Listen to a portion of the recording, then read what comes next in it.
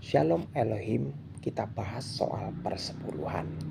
Nah, persepuluhan ini sudah dikerjakan sejak zaman Tuhan Yesus.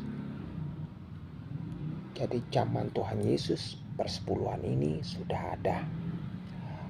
Zaman Daud, persepuluhan ini juga sudah dikerjakan. Zaman Yusuf, persepuluhan ini juga sudah dilakukan. Zaman Musa atau zaman Israel, persepuluhan ini juga sudah dilakukan. Persepuluhan ini tentunya dari Taurat. Nah, Taurat dari 1 yang ke-10. 1. Akulah Tuhan Allahmu. Kasihilah Tuhan Allahmu dengan segenap hatimu, dengan segenap jiwamu, dengan segenap akal budimu. 2. Jangan ada padamu Allah lain di hadapanku. 3. Jangan menyebut nama Tuhan dengan sembarangan. 4. 6 hari engkau bekerja, pada hari ke-7 engkau beribadah. 5. Hormatilah ayah dan ibumu. Terus di situ jangan membunuh, jangan berzina, jangan mencuri, jangan bersaksi dusta, sampai yang ke-10. Nah, jadi saudara, itu bunyinya orang-orang Israel mungkin tahu bunyinya, hafal persis, tetapi tidak hafal pasalnya. Pasalnya dia biasa mengerjakan, tetapi kalau disuruh hafal mungkin dia tidak hafal. Di situ mengatur soal bagaimana mereka harus berpakaian, bagaimana mereka harus bertutup kepala, bagaimana mereka harus bertutup muka, bagaimana apa yang harus dilakukan dari Senin sampai Sabtu. Hari apa saja dia harus bekerja, hari apa dia harus beristirahat dan harus beribadah. Makanan apa yang boleh dimakan dan makanan apa yang tidak boleh dimakan. Semua sudah diatur di dalam pasalnya. Nah, bukan itu saja ternyata. Di dalam pasalnya masih ada ayatnya. Nah, ayatnya ini orang Israel juga tidak hafal persis juga. Yang hafal orang-orang pemerintahan. Di situ ada diatur, apabila kamu bersalah ini, kamu akan dirajam atau dilempari batu. Apabila kamu bersalah ini, kamu akan dicambuk berapa kali. Apabila kamu bersalah ini, kamu akan diludahi orang-orang Yahudi saat itu satu kampung. Apabila kamu bersalah ini, kamu akan disalib. Apabila kamu bersalah ini, kamu akan dipenggal seperti Yohanes Pembaptis. Nah, itu sudah diatur di dalam hukum Taurat.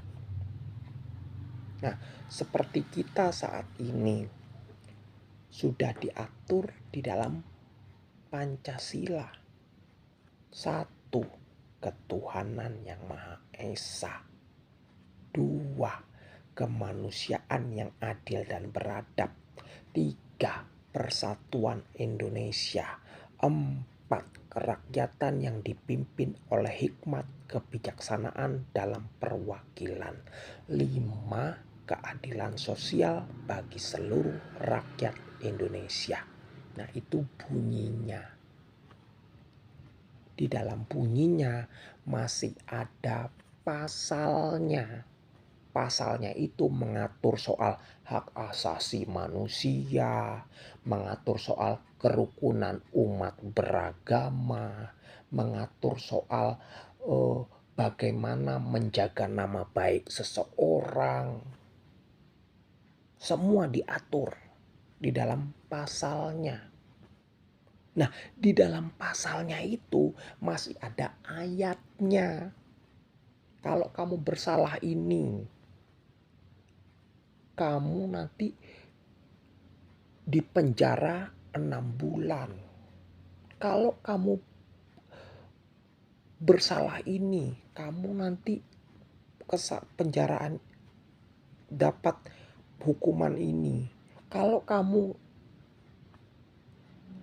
punya kesalahan ini, nanti kamu akan kena hukuman ini. Nah, itu yang hafal orang-orang kepolisian. Kita rakyat sipil enggak ngerti persis itu. Kita enggak tahu. Seumpama kamu nabrak, kamu akan dihukum berapa bulan atau berapa ini, kita enggak tahu. Yang tahu orang kepolisian. Nah, begitu. Nah, kita kembali soal persepuluhan. Nah, jadi persepuluhan itu jangan kita jadikan seperti, waduh, kalau kita ndak kasih nanti kita akan kena kutuk. Jangan kalau kita ndak kasih nanti kita akan kena hukuman ini. Bukan.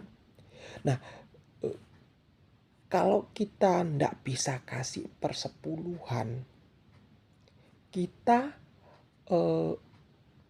punya hati untuk beribadah, kita punya kemauan untuk beribadah, datang kepada Tuhan. Pasti Tuhan senang. Pasti Tuhan, waduh, anakku setia. Nanti pasti dia berkati. Begitu dia berkati, belajar kasih persepuluhan. Begitu. Jadi jangan gara-gara persepuluhan terus gak datang. Orang bilang, waduh, aku tak pergi ke gereja yang rame aja, yang penuh. Jadi begitu aku datang, aku ndak kasih kolekte, pendetanya nggak tahu. Aku datang, ndak ini atau cuma kasih tangan begini aja, pendetanya nggak tahu. Jangan. Saya kalau datang ke gereja kecil, ndak kasih ndak masalah. Saya yakin saya datang aja absen di situ, pendetanya pasti senang. Dia apalagi kalau jemaatnya cuma 5 orang, 4 orang, pasti dia lihat, wih, Wito datang, Wito setia. Pasti bukan saya cari muka di depan pendetanya, bukan. Istilahnya saya percaya dengan kehadiran kita, Tuhan pasti senang. Tuhan bukan harap persepuluhan kita atau persembahan kita. Cuman kalau kita memang diberkati Tuhan, kita beri sebagai rasa syukur kita. Ya, oke, sukses.